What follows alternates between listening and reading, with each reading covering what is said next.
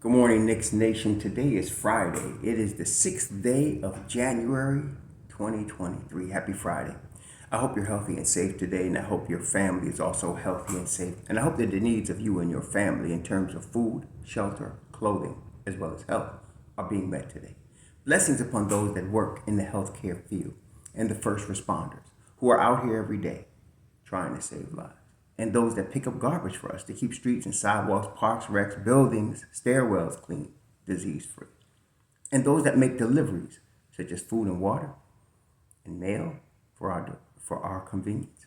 Double blessings on the men and women that are out here trying to help rescue, deliver, and recover the teenagers and the children that are daily victims of child molestation. Those that are also victims of prostitution and child prostitution. Those that are also victims of pornography and child pornography. Victims of human trafficking and sex slavery. And double curses on the perpetrators and the perverts and the profiteers that conspire to create this devilish and evil industry. Finally, blessings upon the homeless. There are nearly 600,000 men, women, and mostly children on the streets of the United States of America, and millions around the world in similar or worse conditions, and blessings upon them, for theirs is the kingdom. There's a basketball game scheduled tonight. The New York Knicks will be in Toronto to take on the Toronto Raptors. The Toronto Raptors have a losing record right now. Right now they're 14 and 18, and the Knicks right now are actually they're worse than that. But actually, the Knicks right now are 21 and 18. Let's look at the standings right here. The Knicks are 21 and 18. They're tied for the sixth seed in the East, whereas Toronto is in the 12th spot, and they're 16 and 22. They've lost two straight. They're 3 and 7 over their last 10. But throw all of that out the window, because the Knicks have not won in Toronto in about 10 years. Toronto's one of those teams that's kryptonite for the Knicks. Okay, period. So we can throw the records out. And the last time we know, the Knicks lost to Toronto 113-106 with Pascal Siakam dropping 52. Now, let's go over that game. Let's go over quickly what's going to happen tonight versus that game. First of all, that game I mentioned, Siakam dropping 52. There was no answer for him. Julius Randle couldn't deal with him. R.J. Barrett couldn't deal with him. There was no answer for him. Okay, and what it was that they was very slow on the perimeter defense. Now, one of the reasons for that being slow on the perimeter defense, is Quentin Grimes did not play in that game. And I'm not saying we would have won the game if Quentin Grimes played. I don't like to talk like that, but I will say the perimeter defense would have been better if Quentin Grimes was in the basketball game. So that was a problem. And then, of course, there is another issue. Again, I mentioned every player has some guy that gives them more trouble. And every player will tell you that. There's always a guy that will give them more problems when they play that team than other guys. Even Michael Jordan, everybody had that guy. Well, for the Knicks, Brunson, his kryptonite is Fred VanVleet. Okay, against Toronto, Fred VanVleet had 28 that day. 4 of 10 from 3, 10 of 24 from the field. Very under control game, as he always, that's his trademark. He's very under control, very calm all the time, never wild, always cool, calm, and collected. Clutch, of course. And so he scored 28, where meanwhile, Jalen Brunson was 3 of 14, 0 of 3 from 3. Didn't get to the line but once. He had 12 assists, and he was -1, but he only scored 7 points. And the problem, of course, this is the problem again. The Knicks did have 25 assists that game. And the reason is because, aside from Jalen, Julius Randle dropped 30, RJ dropped 30, quickly dropped 20. Okay, so they were scoring except Jalen. Now, I think it's best, and the thing that killed Jalen's game that day, aside from the bad shooting, was 5 turnovers. He had 5 turnovers that game. So the thing is, if we can control the turnovers, Brunson does have. Fred VanVleet is a really good two-way player. He's small like Brunson, but he's tough on the defensive end. I hope that Brunson doesn't try to force the game against VanVleet, unless Brunson is hot and all of a sudden he's dropping baskets. I don't know. But if he tries to force the game against Van Fleet, he's going to take everybody else out of the action. And he has the power to do that because he's the point guard. He controls the ball. Okay, so I really hope that he plays a smart game, and he can do that because he's a very high IQ ball player. He can play a smart game against Toronto, distribute the basketball, and pick his spots. Okay, Barrett's not going to play tonight, but you're going to have a really good starting lineup with Brunson, Quickly, and Grimes. Okay, as far as Obi Toppin, I'm going to give you my take on what I'm seeing. So we know they upgraded him from out to doubtful to questionable in the last game. They sent him to run 5-on-5 with the Westchester Knicks to get him 5-on-5 because Thibodeau said, and they mentioned the last game, they wanted him to get some 5-on-5 in before he played again. I believe that based on that, he's going to be back in the rotation sooner rather than later. And I think Tibbs already knows that. And I think he's already knows who he's going to drop from the rotation. And the two candidates are Hartenstein and Sims. Now, I've made it known on many videos, I'd rather Sims stay in the rotation. Quite simply, to me, he's a better basketball player than Isaiah Hartenstein. Okay? Hartenstein's feet are very slow. Hartenstein hustles. He puts his all into every play. You can't ask for more heart than, no pun intended, than what he gives. He gives all he can. The problem is he's slow-footed. And because of that, because of his slow feet, he commits a lot of fouls. He doesn't defend well at all. And so Sims is just a better basketball player. He's obviously more athletic. He has more talent. He can do more with the ball. He just hasn't done it yet because he's been breaking out of his shyness. But obviously, he's shown flashes. And just as a rim protector, Sims is better. Okay, he's just better. And then, of course, there's the lob threat that he is as well. So I would hope that Sims is in the rotation. And Thibodeau has already shown. I mean, when you look at it, he's taken one of his favorite guys, Derrick Rose, out of the rotation. Fournier is getting $19 million. He's taking him out of the rotation. And then, of course, I'm still getting, it's almost like I see people with protest signs, play Cam, all over the place. He's out of the rotation. So he's not afraid to take people out of rotation and don't care what anybody thinks about it. And I like that. I think he should do that. So, just because I thought maybe because Hartenstein's making $8 million a year for the next 2 years, maybe he'll play him over Sims. I don't know about that now. I'm doubtful of that because, and I've been saying, actually, I said this earlier, and I still believe it, that it's an 82-game season. All three of the five guys, Mitch Robb, Hartenstein, and Sims, are going to be needed. They're all going to play, but over time, because Cream rises to the top, I still believe Sims is going to overtake him. If it's not this season, it's going to be next season. Sims is going to overtake him because Sims is just that much better than him. Okay, so I would rather it be now. So we're going to have Grandal, Mitch Robb, Brunson, Quickly, and Grimes today, right? The starting lineup. Then I'm hoping it's Sims, McBride, Obi, and maybe then you're going to probably get D Rose because you're going to need that fourth guy to make it a 9-man rotation. You probably get either D Rose or you're going to get Fournier. Okay, you're going to get one of them.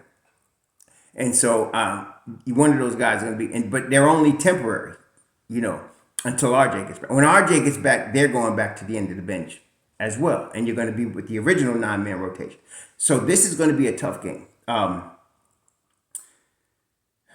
And so the key here, Randall, I'm not, I'm at the point with Julius Randle, I'm not worried about him anymore. I'm not worried about his mental state coming into the game. I know he can teeter sometimes, but he seems to be showing the ability this year to bring himself back into focus and stay under control. He's playing both sides of the basketball. He's playing actually the best basketball of his entire career right now. He's all-star level. He's definitely, to me, all-NBA level. If the Knicks finish in the top 6 in the East, which I believe they will, if they finish in the top 6 of the East, there is no way you can keep Julius Randle from being on one of them all-NBA teams. There's just no way. He's going to have to make one of them, okay? He's playing that well. So I'm not really, at this stage, he's in a good groove. I'm not worried about Julius Randle.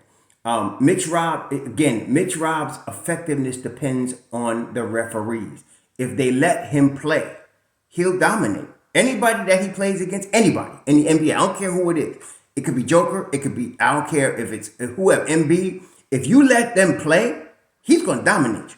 But if you're calling ticky-tack touch fouls or you're calling phantom fouls, you're going to take him out the game. And in fact, Tibbs said he should have just left him in there and let him play instead of kept taking him out. Because when you take him out, he's not only out the game physically, he's just in the flow, he's out. See? So if the referees don't, I'm hoping the NBA improves this because you got a talent here that people want to see. If you let him go, you're talking about a guy that could probably get you 15. He's done it. He got 20 boards in the game already this year. So I'm saying if you could let that flow, he would go, okay? But Mitch Rob would be important because really Toronto has no answer for him at the 5 spot. They got no answer for him. So if he can play aggressively, that's the ball game, okay? And that's why I'm believing that the refs call what they call, because if you let Robinson play aggressively, the Knicks would hardly lose because that defense would be stifling. And he'd be killing on the boards. So in order to not let the other team get blown out, they'll start calling dumb fouls and then take him out the game. That evens out the game. Okay? So I'm hoping today they let him play. That's number one, because Toronto really has no answer for him. Again, Brunson just has to be under control. He cannot force things. I'm hoping he plays more of a point guard role today and gets that ball moving and then picks his spots. Barrett's out. Quickly, again, I'm not worried about him. He's been playing at such a high level. Since he's gotten starters minutes, he's been playing at such a high level. So on both ends of the basketball court. So, I mean, he's made some defensive mistakes, but not any that worth, crying about. Some people want to magnify every little mistake anybody makes as if they need to improve. No, Quickly is playing really good ball. Okay, he really is. And somebody was trying to laugh that I said a week and a half ago he might be worth $100 million. Are you still laughing? Because that's stupid to say he's not worth. He's going to be worth whatever he wants. Okay? Depends on if he wants to stay in New York. Okay? He could be a starting point guard. He could get Jalen Brunson money on some other team. So I hope he stays with us.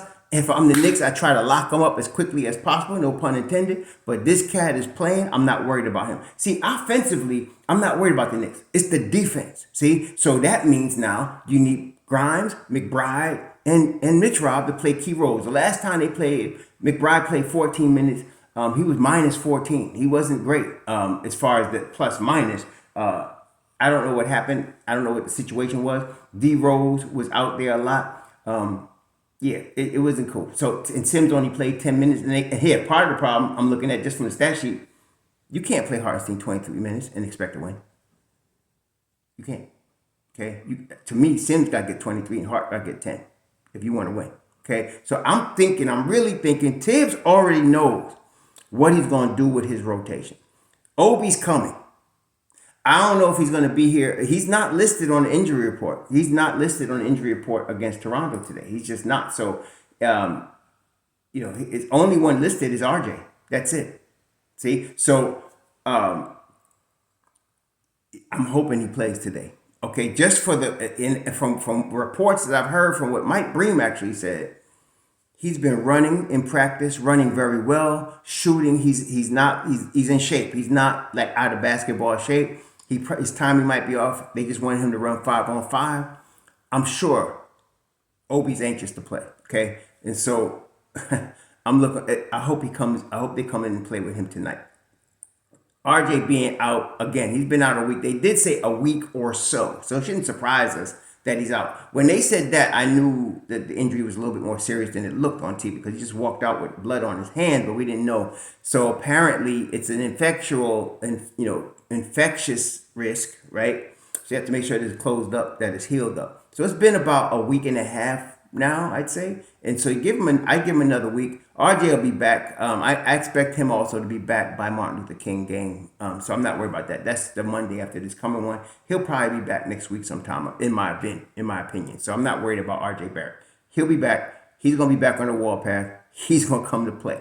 But tonight, this is a serious game. The Knicks have to be prepared. Toronto has the number. But then again, this year has been interesting in a couple of ways. Number one, this is the first time again in 10 seasons that the Knicks crossed January 1st with a winning record.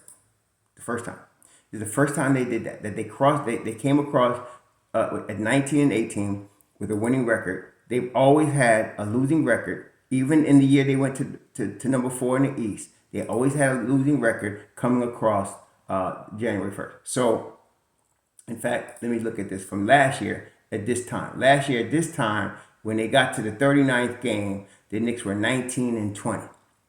When they got to the 40th game, they lost the 40th game to Boston last year badly, 99-75, and they were 19-21. This year, even if they lose tonight, they would be no worse than 21-19. So they would have flipped that script. They'd be 21-19 if they lose tonight. If they win tonight, they'll be 22-18. So there's definite improvement from last year. Let's take a look at the year before last, when they actually went to the number 4 seed. At the 40th game, they were 20-20. Okay, 20-20 after the 40th game the year before that. So again, they can't be any worse than 21-19. So no matter what happens tonight, they're better now than they was in the last 2 years.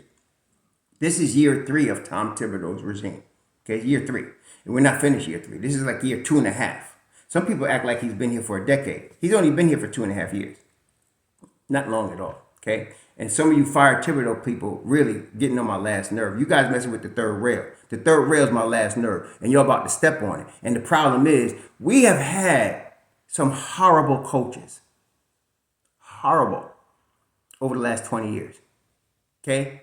And to be yelling fire Thibodeau when he has a winning record. And he's the first coach probably since Woody to have a winning record. It just drives me crazy. And some of y'all are so short-sighted. And some of y'all are just too young to understand what we're dealing with here. You just don't recognize what you have.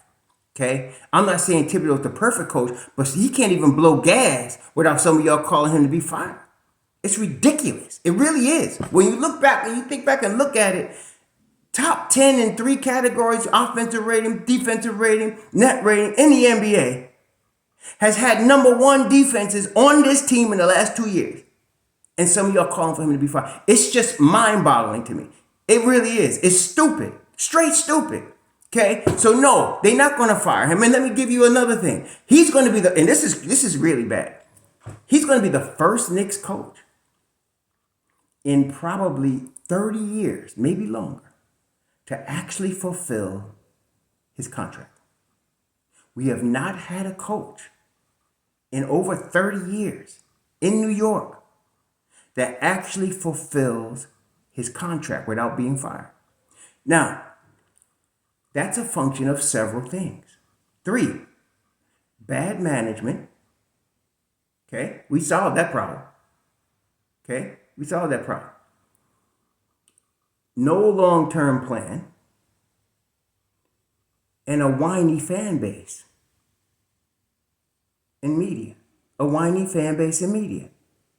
And some of y'all too young or too short-sighted to see what damage that last part has done over the last 20 years. But I remember.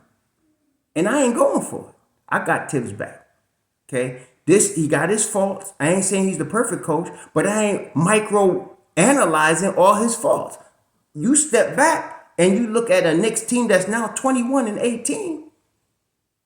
And in the 6th seed, you know what? How many of y'all was out here talking about we should tank for Wembanyama? Some of y'all still talking that foolishness. 2 years ago, y'all were talking about tanking. There's just some straight idiots out here, period. And some of y'all too quickly buying into the heroin and crack that the media feeds you. This dude is doing a job, okay? He's doing a job for us right now. Let him do it and stop whining about it. So I'm just giving you, the reason I put this out in the video, some of y'all gonna come on my channel with this crap, I'm about to delete y'all because I'm tired of looking at it. There's 2 things I'm really tired of. The whining about Cam, look, he ain't playing. The bottom line, he ain't playing. And he ain't gonna play. They're gonna trade him. Some of y'all, well, you used to be high on Kemp. Yes, I was. But the situation has changed. The coach has moved him out the rotation. And since he has, the Knicks are 18-5, 13-5, 13-5. Since he moved him out the rotation. I want to win.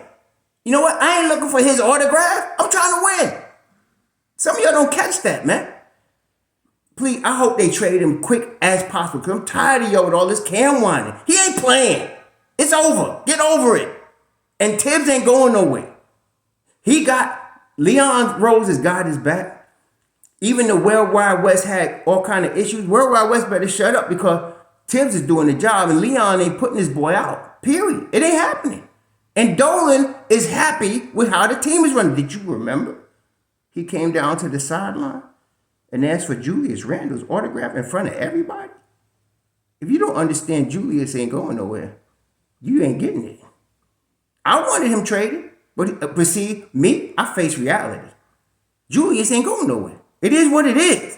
Yeah, I like KP. Some of y'all don't, but that's okay. That's your business. But I'm saying, reality. This cat makes all NBA this year. He's locked in. He ain't leaving unless he wants to. He ain't going nowhere. Unless Julius decides, I want to go to Dallas because I live there or whatever. But to the Knicks, he's staying here. He ain't going nowhere. Okay? And if they win a series in the playoffs, like first round series, and go to the second round, dude's going to be a legend in New York. Period. He's going to be a legend. That's how we do in New York because we ain't seen a whole lot of that in the last 20 years. Okay? So there's some things y'all just need to get over. Julius ain't being traded no matter how high his value is right now. Tibbs ain't getting fired. Get over it. And Cam ain't playing. Get over it. It's over. Okay? Let's just move forward. Y'all have a good Friday. Shalom.